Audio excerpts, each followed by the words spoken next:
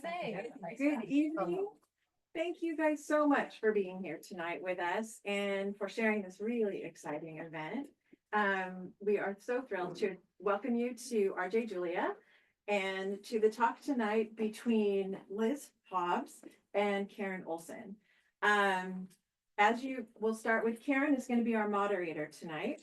She is a best-selling author of 13 mystery novels. Is that right? Yes. 13. All right.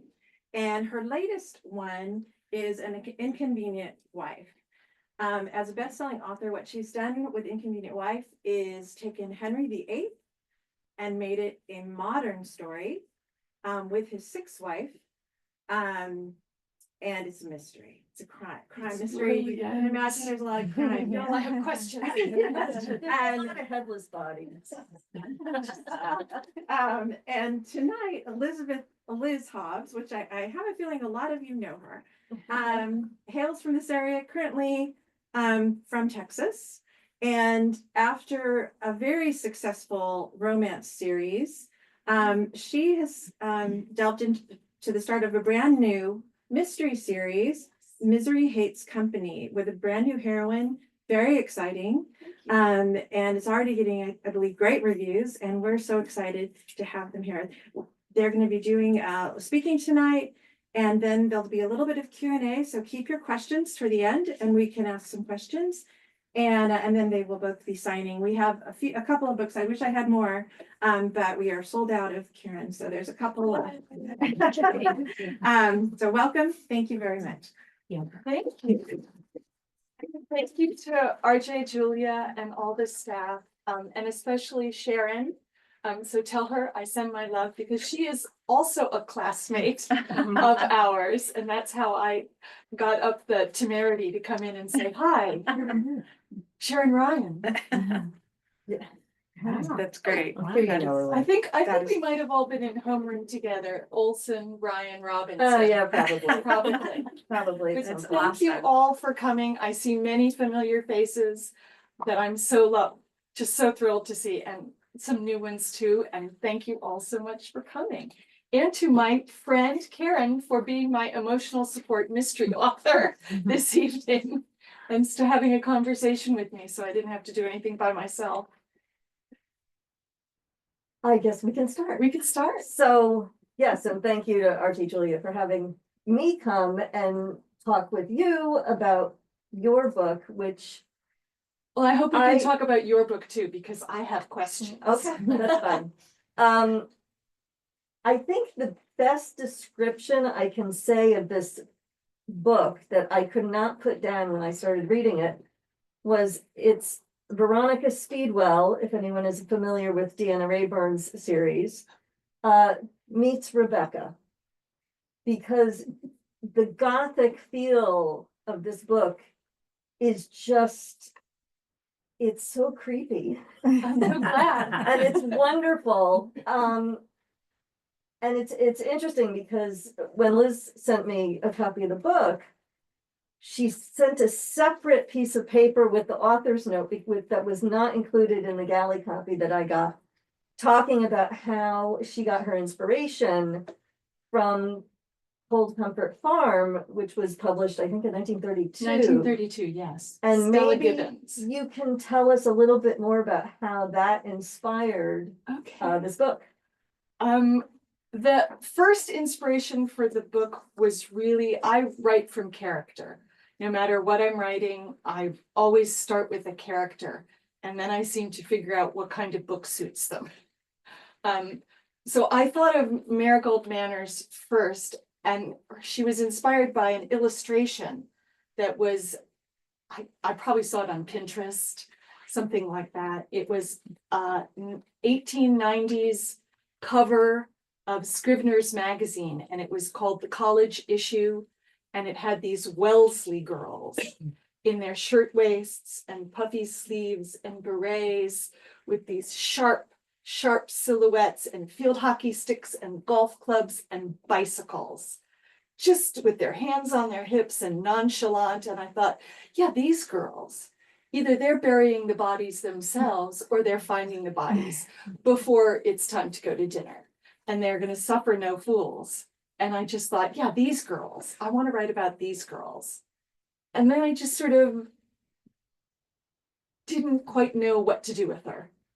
And I had always loved Stella Gibbons,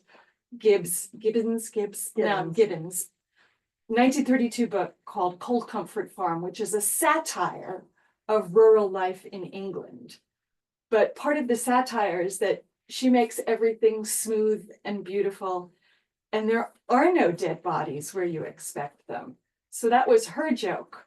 But I thought, oh, there absolutely need to be dead bodies in every turn. The cobwebs have to have malice behind them. And so I just sort of started off giving Marigold a direction. You did a lot of research too. You must have done a lot of research about the period. Yeah. Did you? I mean, because I know you've written historical romances. Yes. So did you just pull from that I think and put it into this? It is a little bit different time period. it's a very different time period. This is set in the 1890s. And I didn't know a ton about it before, but I think I did a bunch of research. And the way I went into the research was I started researching bicycles and the phenomenon of women riding bicycles in the 1890s. And it was a big cultural phenomenon, and there was a vast moral panic about it, about women being independent and women going places on their own and women showing their ankles.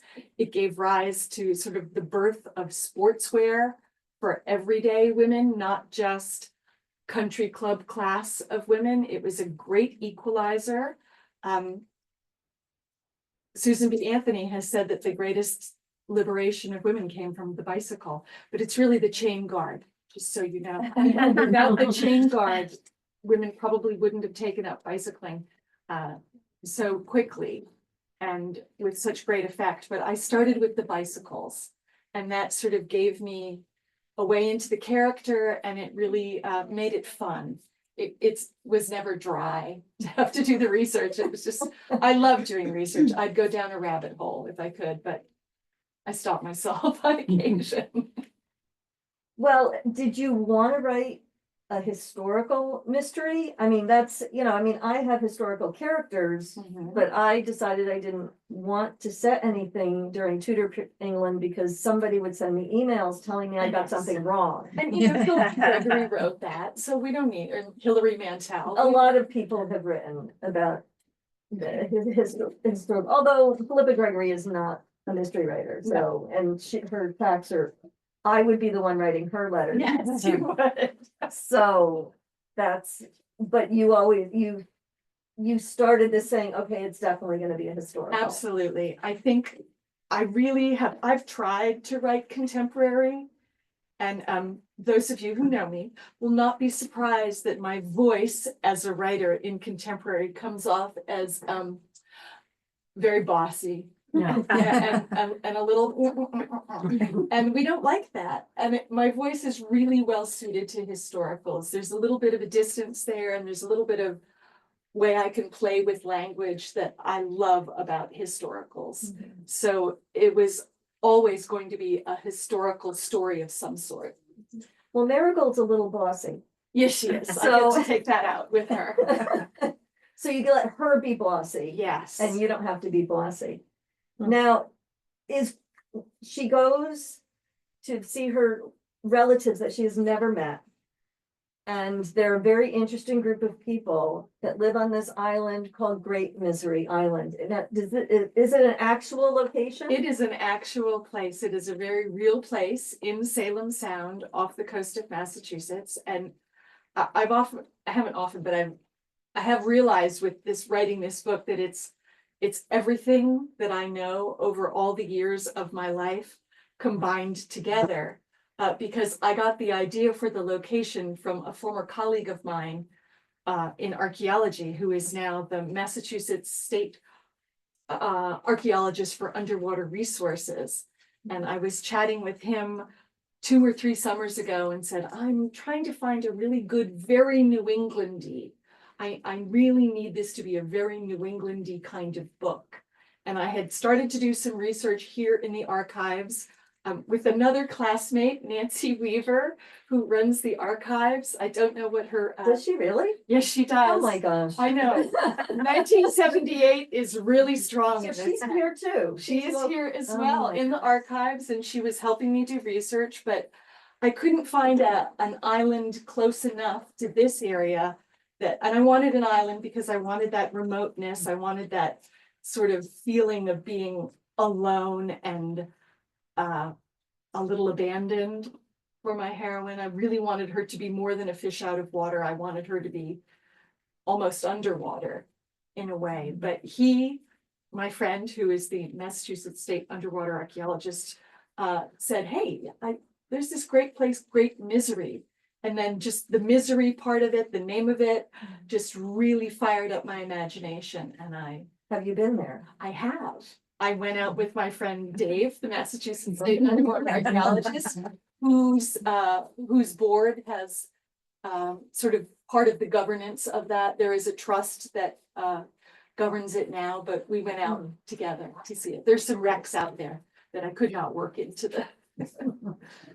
Maybe next book. Maybe, well, Marigold is an archaeologist, and that is another part of getting to. I've always wanted to write an archaeology heroine. I've always wanted to sort of write my own version of Amelia Peabody. If anybody knows that series of books, Amelia Peabody is a literary or Egyptologist, and Elizabeth Peters is the author of those books, and I always loved them, but I wanted sort of my own version with more mayhem, with more malice, and a lot more murder. So. Have you read Ellie Griffith's Ruth Galloway series? I have not. Oh, those are fantastic. Oh, I'll have to now. Let's all make a list. She's an archaeologist. Well, and I have So- read Rachel Grant's Concrete Evidence, her evidence series, and she is an archaeologist and a friend, but her husband and I went to graduate school together. So, I mean, archaeology world is usually pretty small, closed. But I think actually archaeology is a great way to get into a mystery because you're digging up stuff. And there's always The puzzle solving Yes. component, the Yeah. key, and I've taught writing classes to my former graduate school of archaeology. And I always say that the key component to being both an archaeologist and a writer is curiosity. You have to want to know what's next, what happened here.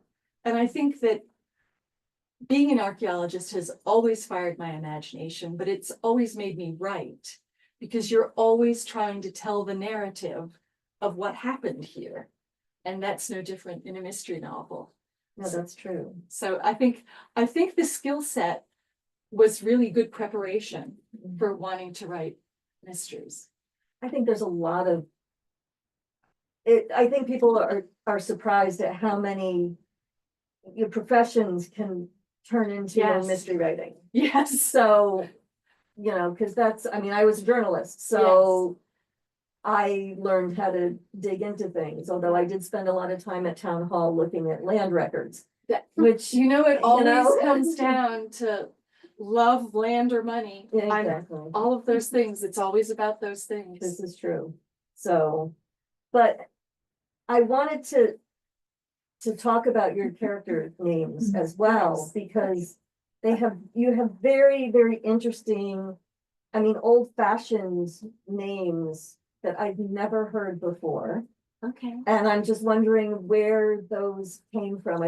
They're not Emily and John. They are not. So the characters have names like Ellery, Sophronia, Savia. They are very deeply 19th century New England names. And I started on that because part of my research going to the archives, the Everett's archives here in Madison, when I had an idea that I might try to set a Marigold book here, was reading the rolls from West Cemetery here in Madison. And I didn't quite get all of them. I saw that there was a roll for the cemetery. So then I started looking up sort of more New Englandy, Massachusetts, Southern New Hampshire, online to look for cemetery rolls, and I found those names there. Yeah. And they all just kind of fit together. I wanted them to sort of be out of time and be odd as I could make them. They are very odd. Yeah. You were very successful with that. As far as, you know, you have written romances, Yes. but mysteries do take more of a plot. So did your brain have to work in a little bit different way to, you know, do you outline, do you not outline? I get an idea, a character, and off I go. I did lean heavily on another mystery writing friend. Sherry Thomas is the author of the Lady Sherlock series of mysteries. It's a female protagonist. She calls it pastiche because it's Sherlock. It's the Sherlock Holmes character reinterpreted in a new way. So it's a female Sherlock Holmes whose name is Charlotte Holmes. But she and I have been longtime friends, and she's an award-winning romance author as well. And she had a theory that neither of us plot. I don't like to plot. If I've already plotted, I know the end of the story and I'm not so interested anymore. I really like to discover what's going to happen as I go along, which is hard, but I always know, like in a romance, I always knew we would end with the heroine and the hero, or the two protagonists together. And in the mystery, I would want my protagonist to have solved the mystery. Although you have done something very naughty, and we're going to talk about that because, wow, okay, we'll get to that.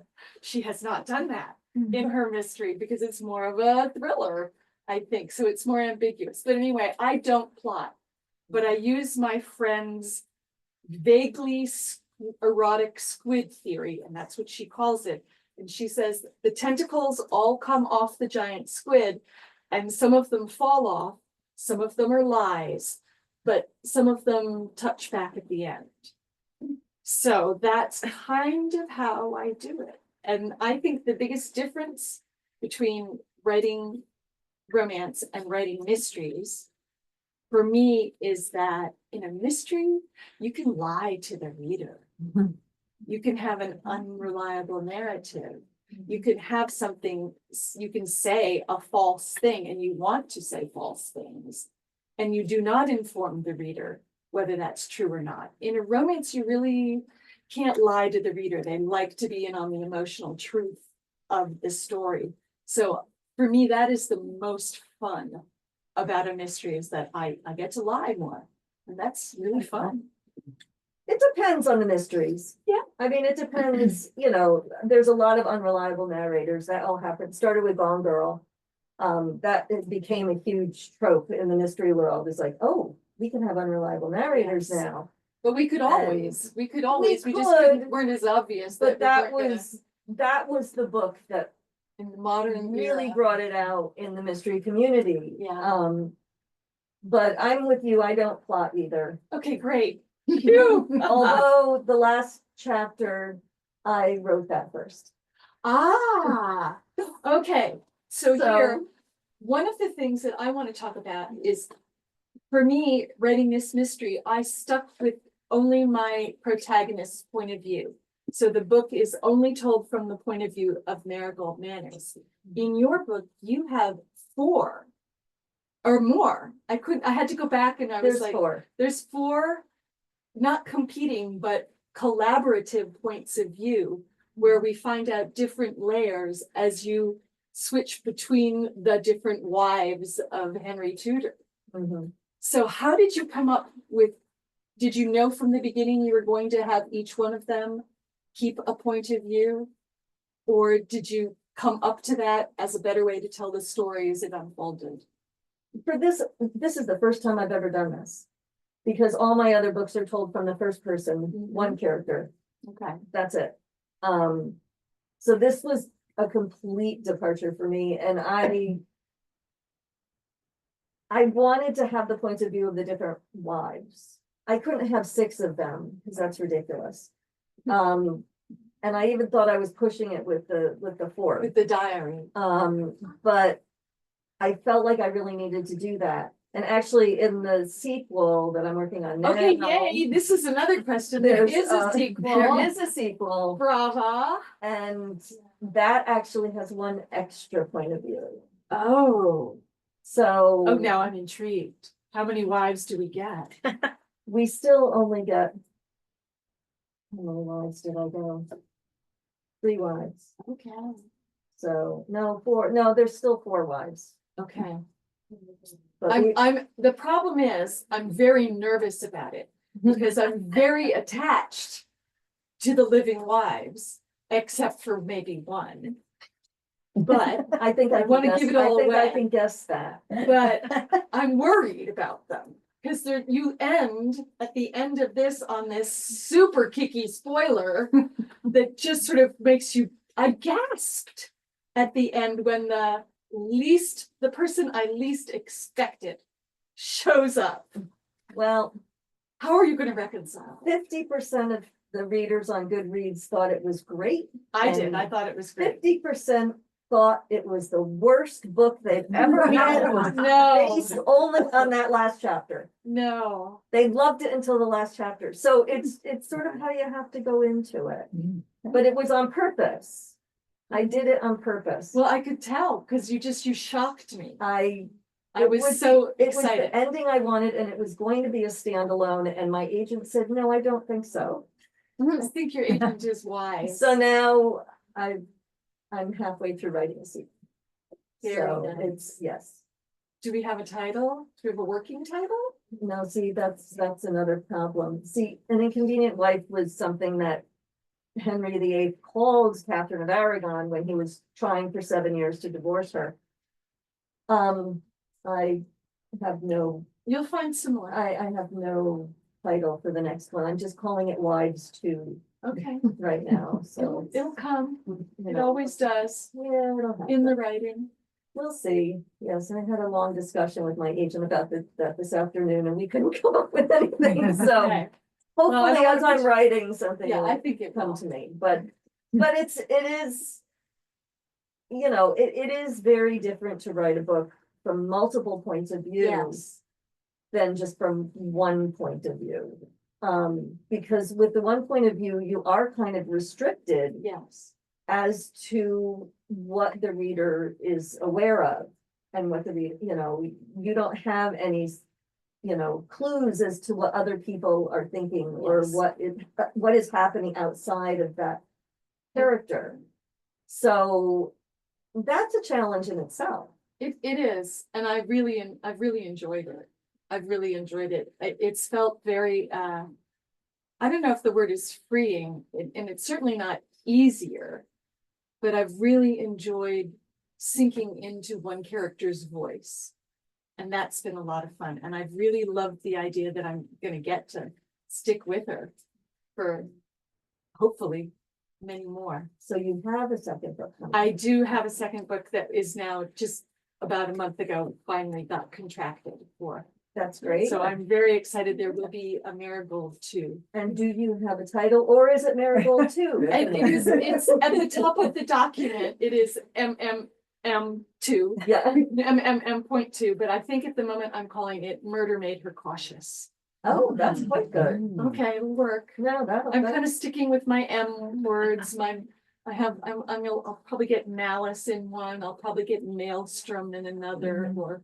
At something least you like don't that. have to do the pun thing. I had to do. No, I you had did to- it with your other books. I had That's to do the typical. puns with my tattoo shop mysteries, Yeah. and I wrote 4 of them, and I said, I was kind of glad they ended the series, because I said, I can't come up with any more tattoo puns.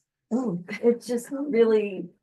They're fun. It wasn't easy. No, none of it's easy. If it No. were easy, we would not be crazy people. No. See, my agent at the time had been Norman Mailer's agent, Oh, thanks. and yes, it was. But he told me when The Missing Ink came out, he said, you are my first author with a pun in the title. Oh, And I said, oh, I don't know if that's a good thing or a bad thing. yeah. but people love those books, so. Yeah, I did. But the puns, I don't know, but I have to say, you're at the top of your game with this. It was riveting. Y'all, it's riveting. Go read it. It's fabulous. it was fun to write. It took a very, very long time. Well, I mean, like 10 years Oh, or wow. more. Yes, okay. I started it before I started writing the Tattoo Shop Mysteries. But it was, That's intriguing. but it started as a police procedural Okay. from the point of view of the police detective. Oh, no, you picked right. Yeah, no, and I realized very quickly that that was a bad idea. That's So, marvelous. yeah. Yes, so we get all of the different wives and I'm invested in them. I'm invested in their survival. And that's really important. I know. See, if they were in the same time period, we could get them together with Marigold. That Oh, would be you kind know of what? interesting. I have done those kinds of books with other people and sort of kind of calling them round robin books, and it is terrifying and so difficult. But somebody else asked that question at another signing I did at the Murder by the Book in Houston, which is a great mystery bookstore. They asked Sherry Thomas and I, because she writes late Victorian, so we're within 10 years of each other. And they asked if Marigold and Charlotte Holmes got together, where would they be? And that was a lot of fun. We decided it would definitely be on an archaeological site. That could be fun. Or an ocean liner. See, that's always fun. I always had people ask me if I could send my reporter Annie Seymour Yes. to Las Vegas to get a tattoo with my other series, and I was just like, well, now that would be kind of interesting. I'd So, send her everywhere. but yeah, but I know what, and also I'm very intrigued by the island thing, because my thriller series, the first one is set on Block Island. Yes. And so it can be very, it's very restrictive Yes. to stick to that kind of a location, because there's nowhere to go. Right. And when you go somewhere, it's gotta be over the water. So So that was a choice. I looked at a lot of different islands and I wanted one that didn't have a super well-known history or a place that a lot of people would have been to. And I wanted someplace that was today uninhabited, which is why I chose Great Misery, because it's a park. And there are some ruins on it, which sort of happened mostly after when this was set. But I wanted the feeling of restriction, but I wanted some freedom to sort of make it the way I wanted it, without the imposition of actual streets and actual places that people would know well, because everything that was on Great Misery Island burned down and was abandoned in the 1920s. But all of that happened after this period. So, well, that was convenient. yes, that's why when I found it and I researched it, it clicked all my little boxes, and I thought, yes, this is the right place. No, see, I had a different setting originally when I'd started that. I'd had a sort of a nebulous everywhere. And I realized I really wanted that particularly Gothic feel to it. And then I thought of going with this sort of a Western Gothic vibe, and that just didn't fit my sensibility. And I thought, New England, I'm a New Englander. I know New England. Well, see, that's where it brought up. I just kept thinking about Rebecca and how, Yes. You're sort of in this place with these very odd, eccentric characters, and there's nowhere to go. Nowhere to go. And that, and that works beautifully. I mean, it's just really, really great. Well, I think it also harks that feeling for me. I've worked in that situation as an archaeologist on uninhabited islands where there's nothing but the camp. And I remember watching the first Survivor series and thinking, oh no, the challenge is not that you get to kick people off. The challenge is that you have to live with these people for 4 months and not kill them. So that feeling from my own archaeological experience is something I definitely brought into the book for Marigold. There have been parodies of The Survivor where they do like end up eating each other. Yes, that, So I can Yes. totally imagine that. I could see that too. I actually wrote a unpublished book that I set on in the Thimble Islands. Ah, And I used Horse Island, which is the largest one, and there's a house on it. And I blew it up. there you go. A little mayhem is always a But, fun yeah. touch. I know, that book didn't sell. I was very disappointed because I had so much fun with it. Well, you never know. You might get lucky. Yeah, I don't You might know. know some really well-known published author and she can help you get that. Yeah, no, my agent was questioned it. I don't know. I don't know that he ever actually even read it though. I don't know. Right. Agents I have their have own no- ideas about I have things. nothing left under the bed anymore. I have everything I've ever written. I've either rewritten it, repurposed it, added it into something else, but Oh, you're very lucky. I I keep have at a it. flash drive with all sorts of yeah. stuff on it. But well, it's I, like, okay, should I do this now? Should I do that now? you know, And I'm pretty singular. I Oh. keep at something. I'm a dog with a bone. I cannot let things go. I wrote have two, to I make them wrote two YA books Oh, wow. and two middle grade books. Nobody Okay. wanted them. Those are very tough. That's a tough market. That's hard. I did Beowulf with time travel Oh, now you're getting crazy. for middle graders. I had such fun with it. My agent loved it, but we couldn't find a publisher. Okay. See, this is how difficult it is. I had books published. It doesn't matter. It doesn't. You just, Do you feel every time you sit down to start a new manuscript, like you have to put training wheels on? Do you feel a sense of ease now? no. See, me neither. I Every don't. time I start a new book, it's as if I've never, I mean, I have written, but it's just, I have to tell myself, what's the famous Jordan Peele quote? I'm shoveling sand to later make a castle. I'm just piling the sand up. And that's such a hard thing to do because No, it's not easy. And actually the sequels. Yeah. The second book in the series are the most judged. Mm, And okay, the I didn't most- need to and- know that. And because you have to live up to the first one. Okay. So that's why my sequel is taking me so long. Okay. Cause when I had my chat with my agent this afternoon and he was like, so how's it going? And I said, well, I'm writing and then I'm deleting and then I'm writing and then I'm deleting and I'm about the same place I was about a month ago. Oh, So it is changing. yes. But it's harder because even though it's the same characters. Yes. It's a whole different story Yes. that you have to tell. And also with the sequel, you have to make sure that you're not giving away too much that was in the first book or rehashing too much so that anyone coming in who read the first book isn't bored, or anyone coming into the second book can just walk into it and it doesn't matter. It's So difficult. there's a very fine line. There is, but I have to say, I'm really enjoying, this is the first time I've ever gotten to do more than one book with a character. I've always had to leave my characters behind or make them just secondary characters in the next story. So coming back to the character felt like, seeing an old friend. It was just really delightful to just sort of put my arm around her metaphorically and say, where are we going? Well, and you're just gonna keep getting to know her better. Yes. Which is And which is I'm hoping fun. she's gonna change and grow. I don't like a character who stays the same all the time. I do like that sort of steadfastness of personality, but I want her to learn lessons in this life. And the one thing too, everybody likes to know this, what is your writing ritual? Do you have a writing ritual?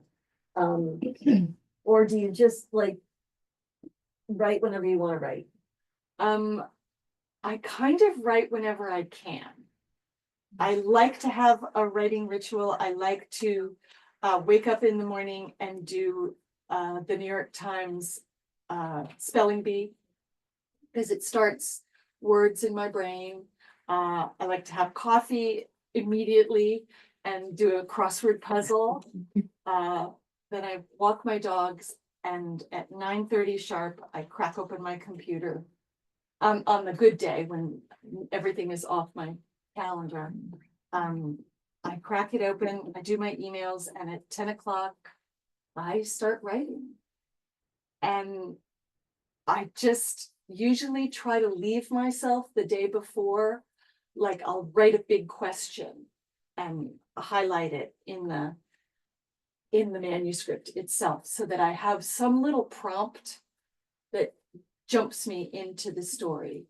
Or I'll say, tomorrow you're going to write this scene that's going to come next. Or I think, or I when I'm writing, I will put notes to myself about other scenes. So if something comes up as I'm writing the particular scene I'm writing, that, oh, I'm leaving a note to myself that I need to go back and make sure that this is true in an earlier scene, I'll do that. That's the kind of thing I'll always start with, so that I'm not staring at a screen and I don't give myself the luxury of thinking.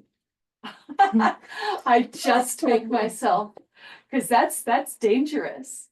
I think that, I don't like staring at a screen. I give myself a prompt to jump myself in. You get to a point, this happens to me, is I get to a point in the story where I wake up in the morning and I'm thinking about it. Yes, absolutely. And I think because I try to do the same thing every day, I think my subconscious is already like, it knows it's almost time, it's almost time. Here's an idea. And I'm a big believer in letting the subconscious do the job for me.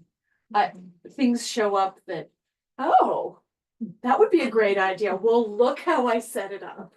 And I'm intuitive in that way when I write, and I really enjoy that sort of, oh, look at me.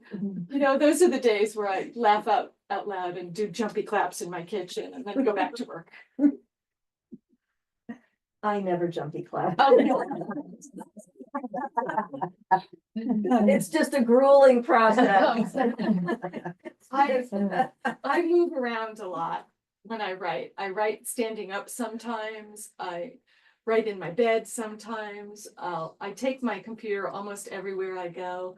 I use voice notes a vast deal.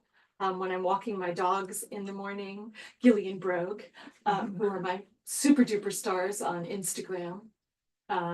When I'm walking them, I'll get an idea and I'll just make a little note to myself, and then sometimes that's the prompt that I use. I think I found the best job for me now. After all these years of doing various and different things, I think all the jobs and all the things I've studied have finally put me in the right place to use all of it together. And that's really fun. That is fun. Yeah. And it's fun to create worlds, and if you get angry with someone, you can kill them in a book, and then you can Absolutely. you can bring them back. I think that idea that I could kill people in a book is really what moved me away from romance. Maybe it's my particular time of life hot in the face here this evening. Maybe it's the world around me, but I have felt this insatiable need to find some justice and to create some justice. And I think one of my taglines for the book is that in this case, justice and murder turn out to be the same thing. So that was a really, really important thing for me to play with. Does anyone have any questions? I'm gonna turn it over. I don't have a question. What do you have then? Dawn does. I do. Okay. Oh. Y'all, How long did that book take you? that book from beginning to, it probably took me about 2 years, because I was learning how to write mysteries. And because it went through a couple of different iterations. It was a finished book, and then I sent it out to agents, and I got some really good feedback, and I went and rewrote it. And then I thought, okay, now it's really done. And I sent it to my current editor, because I'd known her in the past. She had been my editor for romances at St. Martin's, but she was at a new house and she was doing mysteries now. And I said, hey, remember that story that I asked you about, and you said it needs to be more murdery and it needs to be a mystery. Well, I wrote it that way. And do you want to see it? And she said, send it to me now. And then she had it for a while, and I thought, okay, it's not going to go anywhere. And I tinkered with it a little more. And then she came back to me with a really brilliant idea. And I will admit it publicly, it is in the dedication for this book. I am ashamed that I did not think of this idea, that my editor was the one who did. And she said, I think Marigold needs to be an archaeologist. And I swear to God, my head exploded. Like, boom, like, Wow. duh, duh. Yes, but, and it was all there. My subconscious had set it was all, whoops, Uh-oh. it was all set up. And it was pretty easy to do, but then I rewrote it again to make Marigold more an archaeologist. And then we had to figure out how that would look going forward. And so I'd say from inception to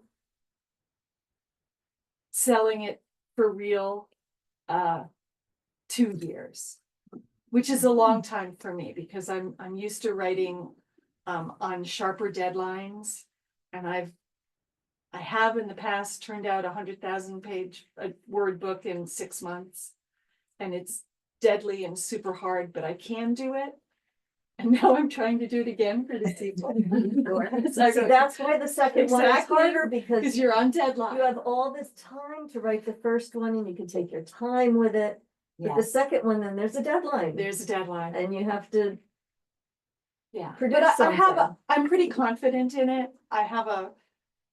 When I'm not traveling, which I am at the moment, I have a good working, and I'm lucky enough that this is my full-time job now. So I get to spend every day doing it. And I mostly take weekends off, but will not be taking weekends off between now and the deadline. I'll be working and putting in, I'll be shortening my word count on those days, but I'll be working every single day. Wow.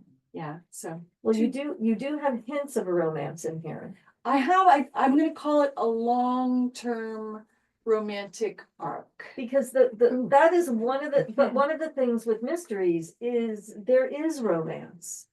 And Because it's part of life. it's part of life. I know, because when I wrote my first tattoo shop mystery, my editor said, where's the romance? Okay.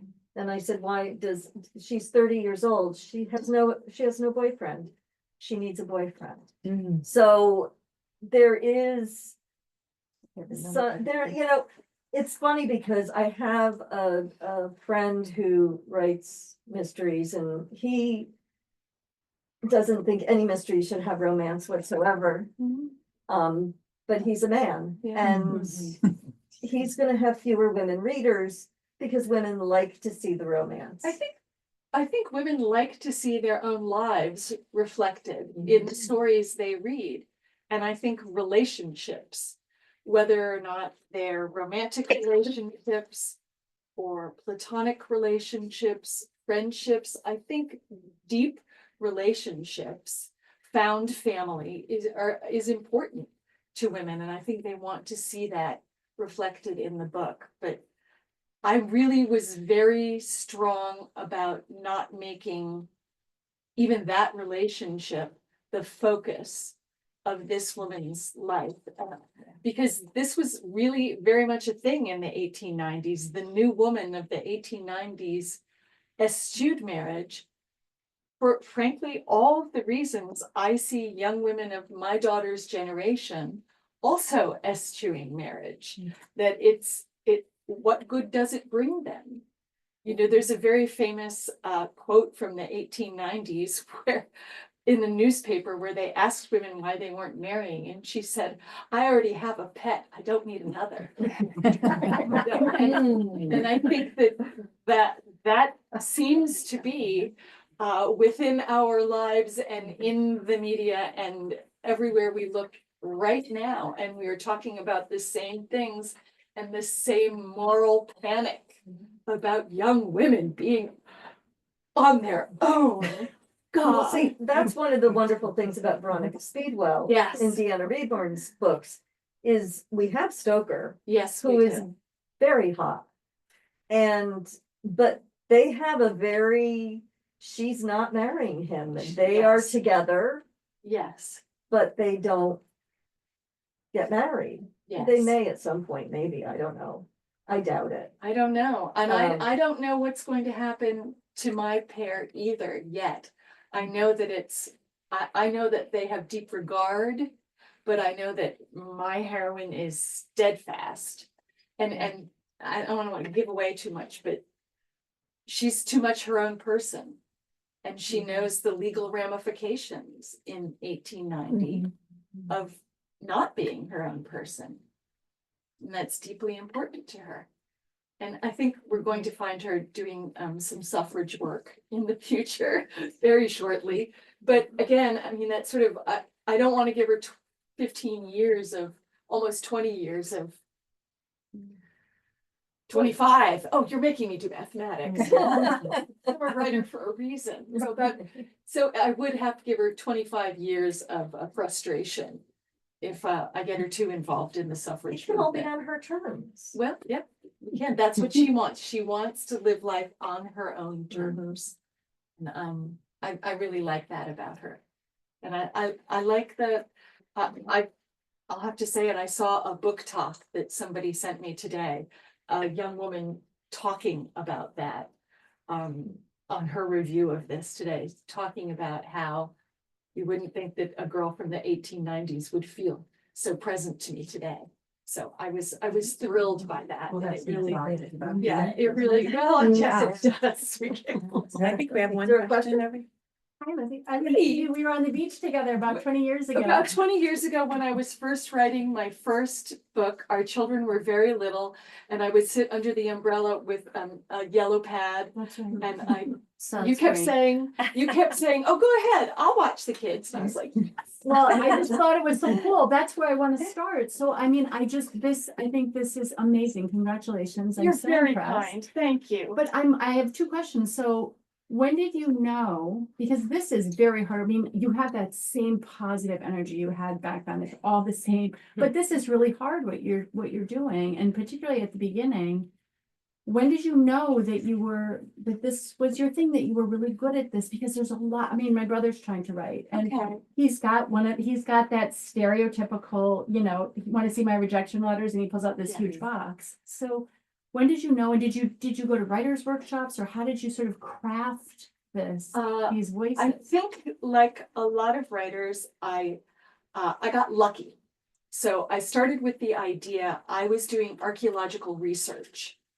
And I had a very nice little gig being one of the researchers behind the Clive Cussler novels. Somebody I knew from graduate school knew somebody else. And what I was interested in researching segued with what Mr. Cussler, who was alive at the time, I think it's a franchise now, basically. But I was very lucky, and I was doing the archaeological research. One of the perks of that was that we got to write our scholarly articles, sent the report to them, and then we got to publish in IJNA or the Society for Historical Archaeology or whatever. And got a phone call from Mr. Cussler saying, really loved your report, but I also read the article in SHA, and let's talk about that. And at the end of the conversation, he said, you have a really good flair for historic narrative. Have you ever thought of writing? And the thought bubble over my head was, well, how hard can it be? How hard can it be, and this is a little unkind of me, to turn out that plot and testosterone you write?